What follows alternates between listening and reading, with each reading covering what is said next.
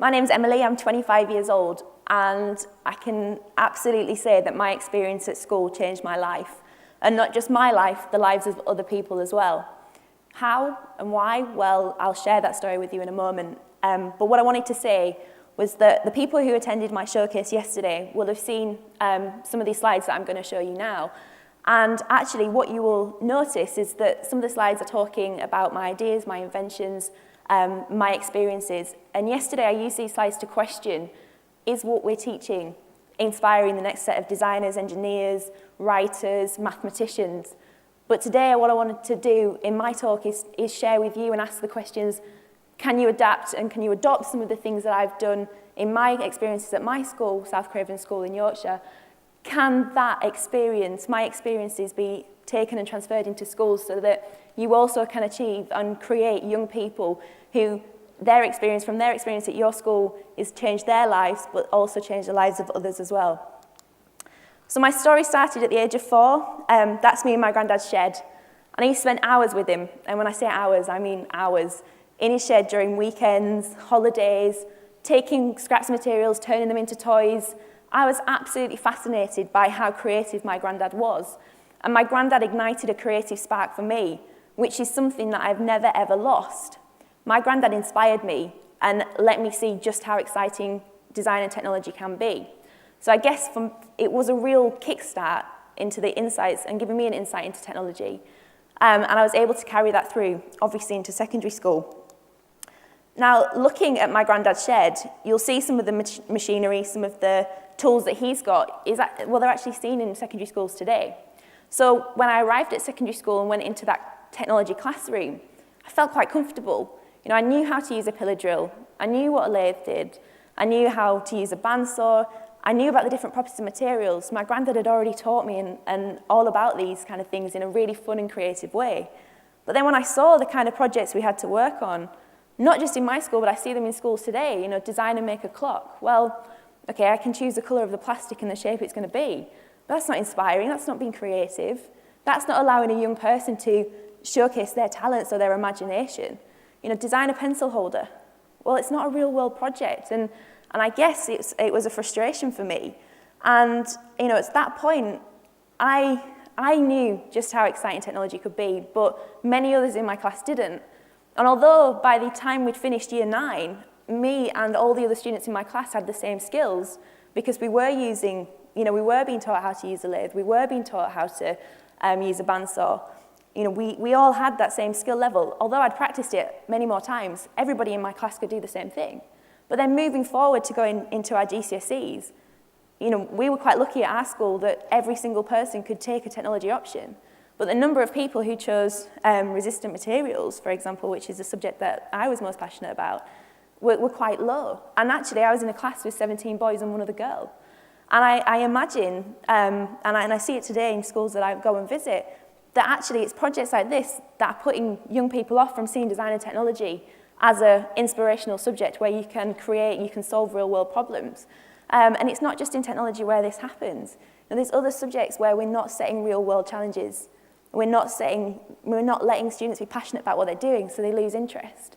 And it was my granddad, thank goodness, who'd inspired me and who I remembered just how exciting it could be. If I wanted to make a rounder set, or if I wanted to have a rounder set and play rounders, I had to go into my granddad's shed and make it. That's me being creative and innovative at a very young age. And I just didn't feel that this was translated into year 7, 8s and 9s when it was some of these young people's first experiences of design and technology and what you could actually do in there. Moving forward into my GCSEs, I was very fortunate that I was able to choose from one of 3 briefs.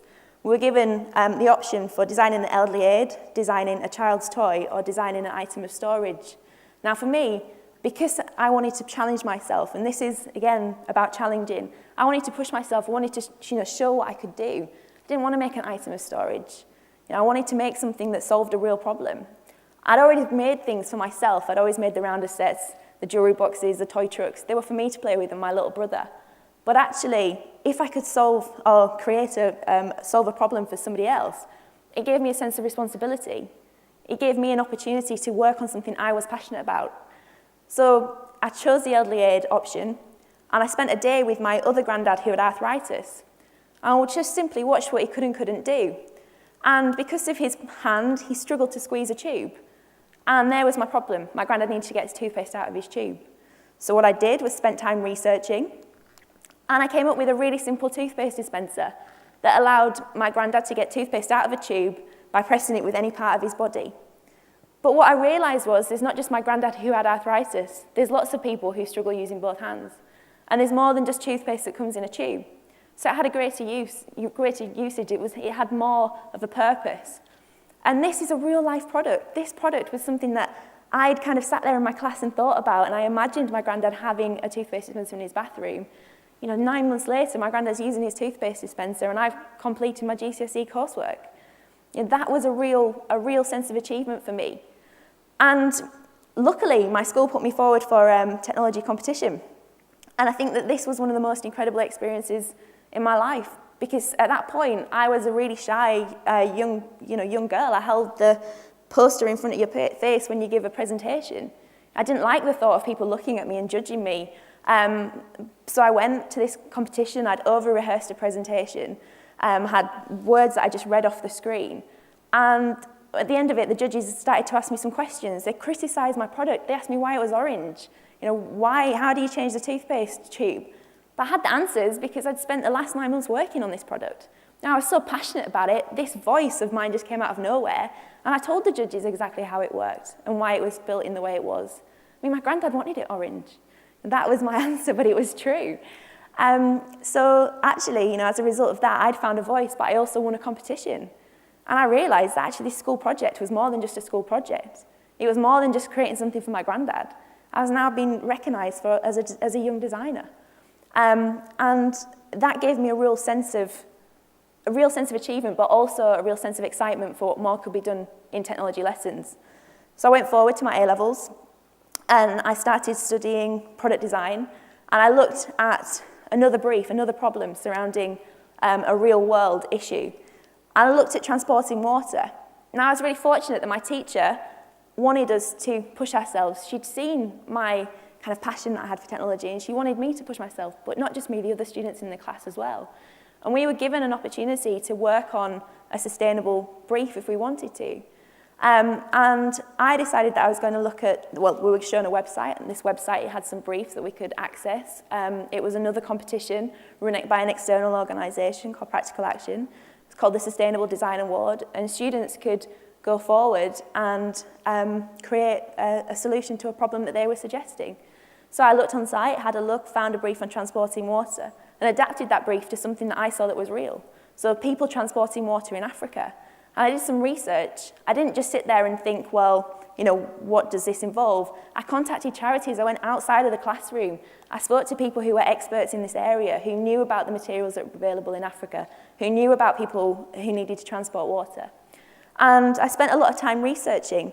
I learned tons of skills through this research process. I learned about how to adapt products that currently existed. I looked at James Dyson's ball barrow, and the idea that a wheelbarrow could be adapted, the ball of the wheelbarrow could be adapted to be made out of different thicknesses of tree branches. And by making it out of different thicknesses of tree branches, this product could be built in Africa, made by people. Thinking about the sustainability of the project, could I create jobs with this idea? What would happen at the end of this product's life cycle? Could I potentially, fix part that was broken? Okay, so I'll peg it together so you could just replace bits that needed to be replaced. Could you use it as firewood? Could this product that I created be used by children, by women? Could it transport other things than water? And my water carrier, depending on your height, can allow people to transport up to 5 buckets of water. Now, those 5 buckets of water make a difference to a family. So if you imagine a woman who can only collect one bucket of water on her head or 2 buckets of water on her shoulders, she has to go and make one journey. She's not bringing back enough water, so she has to take her children with her. So her children miss school. So then, if you can actually allow this woman to bring back 5 buckets of water herself, and her kids can go to school. So a really simple product that was designed and made for my AS level piece of coursework that, again, had a real world, it was solving a real world problem. I wasn't just sat there making it up. But then I could get feedback on this idea from the people who were actually experts in the area. Again, giving me a real insight into the real world of design and inventing, and and actual, just taking it further afield in a classroom. It made it real. And quite luckily, I actually was one of the winners of the Sustainable Design Award with my water carrier. And again, just giving me another sense of achievement from what can be achieved more than just getting a good grade in my coursework. So I went to a conference, and it was the first time that I'd been to a conference outside of, basically any time. I went to this conference to go and speak, to listen to speakers, but also pick up the Sustainable Design Award, so it was a bit of a treat, really. And there was a guy who spoke about climate change and global warming. And I'd never heard an expert speak before as such. I'd never heard somebody speak so passionately about something that they love, or something that they do every day and they know inside out. And this guy started saying, unless we start sharing kettles between our neighbours and TVs between our streets, we're going to have a huge problem because we're consuming too many resources. And I was absolutely gobsmacked. I couldn't believe that this guy just stood there and said that to the audience. And I started to think, how is this ever going to happen? How's this going to change? And I guess in some sense I was inspired. I was inspired by what he'd said. I was inspired by his passion. And I liked the problem that he was setting us as such in a room. And I decided that at that point I wanted to look at redesigning products we use every day in our homes. And if I could redesign it so it didn't use electricity or use renewable energy, then I could solve this problem. Maybe we can have these products in our home because they're not consuming the resources that he's talking about. So I decided I was going to redesign the refrigerator for here in the UK. Now, it's important that I say that to you at first because you'll see in my story that I actually didn't succeed what I first set out to. Now, I started looking at how our bodies cool, we sweat. Okay, so I knew about the evaporation technique. I knew about how when we produce water and the water evaporates, it takes the heat from our body. I looked at how fridges work. I looked at air conditioning units. I really became, I guess, a little expert in refrigeration for a little while. I went out of the classroom and I spoke to engineers who are actually working on refrigeration. What an opportunity as a young person to go out of the side of the classroom. I wasn't just using my teacher's knowledge. I wasn't just using the internet. I contacted people and asked for their input and their advice. And I also looked at the pot in pot refrigerator, which is used in India. It's a Zia pot. You add water, there's a terracotta pot in the middle, you've got your fruit and vegetables in the inner container. The water evaporates and via the inner container becomes cold. But the water, because the terracotta pot is porous, the water comes into contamination with the products in the middle, which means that you can't store meat or medicine in that way and you have to use clean water. So I saw a kind of issue with this and thought, well, how could I adapt this product that currently exists and redesign it in a sense that makes it suitable? And I came up with this, which many people have said looks like a toilet roll holder or a bird feeder, but this is in fact my refrigerator. And I'd produced this for my final year project, based on a lot of research. Again, obviously I'd mentioned the research that I'd done outside of the classroom, but I'd also gone to my physics teacher and spoken to my physics teacher, and I've got memories of me sat in my physics classroom on a lunchtime with a hairdryer and some ethanol and some paper towels and some water, looking at creating evaporation. And that wasn't just, that's this, although it's my technology project, I went across to other subjects. I was doing that cross-curricular learning from other people to really gather as much information as possible. To produce my fridge and the way that it works, just to give you an explanation, really simply, is you've got two cylinders, one inside the other. The inner cylinder is where you store your products. The inner cylinder has to be a metal, though, because that allows for heat transfer, but it allows the inner cylinder to be completely dry, hygienic and cool. The outer cylinder can be made of anything. I'd originally created it in aluminium because I was imagining it being used in our homes one day.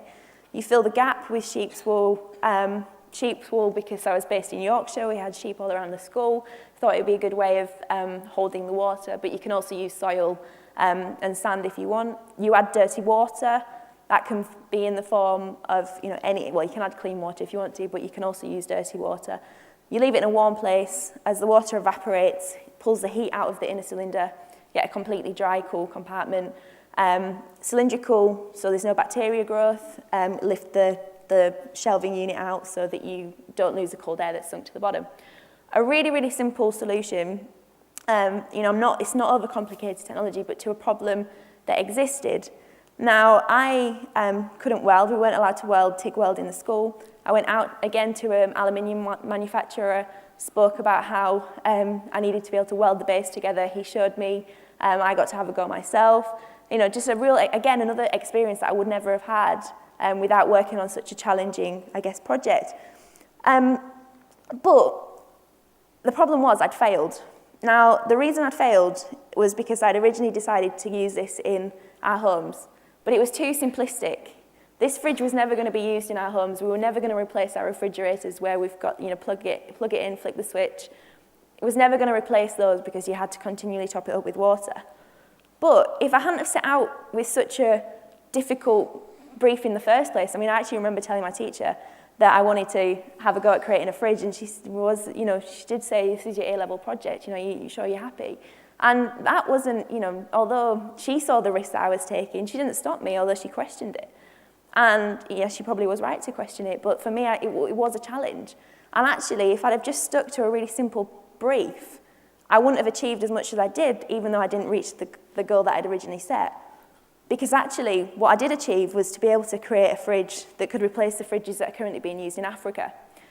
And looking at this fridge here, you wrap a potato sack around a beer bottle, and the beer bottle becomes cool.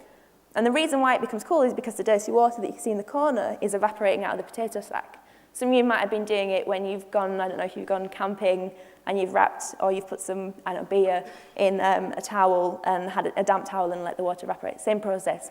But, like I mentioned, you can't keep meat, medicine in this condition. So at this point, I had a bit of a choice to make. I was about to go to Leeds University, but I also wanted to go out to Africa and I wanted to test my products. I was so passionate. I can't explain the passion that I had for the work that I'd done. It was so real. I didn't feel like it was a school project. You know, these were projects that were solving real problems, and I believed 100% that I could make them work. So I decided I'd defer from university and go out to Africa. Now, I spent some time out there at first doing the traditional gap year stuff, because that was a bit of a deal that I made with my mum and dad, because they were a little bit terrified about the idea of me going out on my own at 18. But after I felt like I'd settled in, I went to live in a township in Namibia. And whilst I was out there, I lived the life that these people were living. I collected water. This is quite a wealthy township, so they didn't need to collect the water with my water carrier. They had taps that were quite close. But I ate spinach cakes, I ate caterpillars, you know, I just wanted to understand their way of life and see how my products would fit in. I mean, this was my real testing part of my project, really. This was it. I wanted to understand what products people needed to keep cool and how they did it currently. Well, this lady, she collects fish, she has to get them in bulk. But what she does is she dries them on washing lines because she's got no way of refrigerating them. Same with biltong. They leave the meat on the washing lines to dry. So what I did was decide that, well, let's see who can build these fridges. So I took a small prototype out with me. This small prototype was very basic, allowed me to transport it. I showed people the skill. I asked them about how to manufacture my product. I learned from their skills. I showed them the process, basically. I wanted to open source this product. I wanted people to make it if they could. And these guys had the skills to manufacture my product, but it seemed as if I wanted to find people who didn't have jobs. You know, for me, these people already earned money through their skills that they had.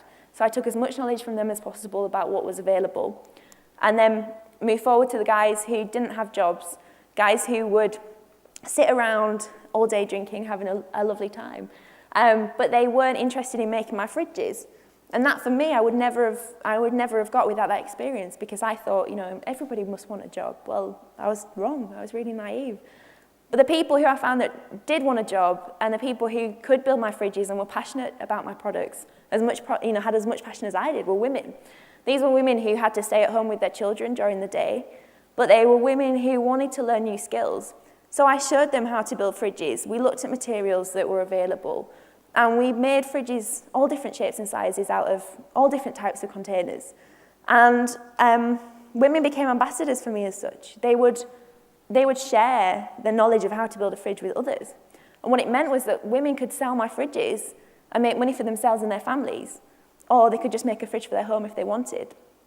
And so by the time I'd finished university, I'd been back out to Africa a few times. My products, my fridges, were being used in South Africa, Namibia, Zambia, Zimbabwe, and Botswana. And I just have to keep stopping and thinking and remembering back to the fact that this was a school project. My toothpaste dispenser, my water carrier, and my fridge are all school projects. And the reason I created projects that people just think are brilliant, but that really, they're really simple solutions to problems. The reason people ask me, but your granddad inspired you. Yeah, my granddad let me see how exciting technology could be, so that's why I took it, into my GCSEs and A-level. And I knew that what you can achieve in a technology classroom, but it's the fact that I could solve real-world problems, things that I was passionate about, that allowed me to make a real difference. And because I was passionate, I had that determination to see it through. So it stops just being a school project. It also becomes a real project. I think that's really, really important. In terms of what was next, for me, I finished my degree. I started getting interested in apps and education, creativity and learning, the digital era, what can we do? It's not inventing a tangible product as such, but it's creating solutions to a problem in a digital form. Looking at fridges in the UK, can we adapt my current fridge, and can I use it for camping? Can it be used on boats? Is there a commercial product there? Because actually with my fridge, I haven't made a single penny from my fridges, but I've seen a lot of people earn enough money to support themselves and their families. Well, for me, that's the greatest achievement out of anything. Any designer, any inventor wants to see somebody use their product. And I got enough satisfaction from that. And see, the difference it's made out in parts of Africa. I've been looking at other projects in Africa, how I can work on other things, what other problems are out there that need to be solved, that need creative brains to put their thinking towards solving a problem. And I've also looked at, here in the UK, which is one of the most important things for me, really, how do we inspire more young people to push themselves, to challenge their ways, their projects that they're working on, to solve real-world problems. And one of the things, I was very aware of, is that not everyone had a Grandad Pete. So one of the things that I've done is work on creating little labs that I put in primary and secondary schools. And they become a place where young people can experiment and explore and think creatively. They're called Lab 13s, based on the idea, slightly around the idea of my granddad's shed. And hopefully at that point we can inspire more young people to just see what you can do if you're able to allow your imagination and your creativity to roam free. And if they can do that, hopefully get excited about the future potential of what they can actually achieve in the classroom. So just real quickly in summary, just based on my thoughts, because hopefully you'll have seen from my talk that my teachers allowed me to challenge myself, to take risks. I pushed myself as much as I could. I was able to solve real-world problems. And I was able to identify role models, whether it be my granddad, my teacher. I was allowed to go out to meet experts, to be inspired by people. I think all those things have become actually part of my journey. And I just think that really students should be working on real-world briefs in all subjects. Just, you even talked about this. Don't give them something that they're not even going to relate to. They have to be compassionate about it, and making it real to them instills a passion. It's an ownership. You take responsibility for it. And I see on a daily basis when I go into schools just how give a student a project where they can own it and they absolutely thrive. I think they should be using their creativity and imagination at all opportunities. I love to see young people use their imagination to flourish. Some of the questions that they ask, and actually the younger they are, they've got the most amazing imagination, and I don't think we should be losing that. I think they should be encouraged to take risks. Like I mentioned before about challenging yourselves, you often achieve more if you push yourself and don't achieve what you set out to achieve than just taking the simple option.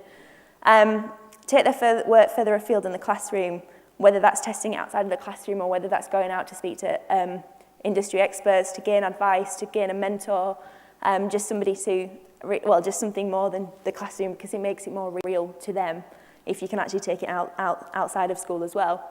And I think they should be inspired every day, whether that's through video, whether it's through, again, mentors, whether it's through other projects that are happening, what other people are doing, what other young people are doing.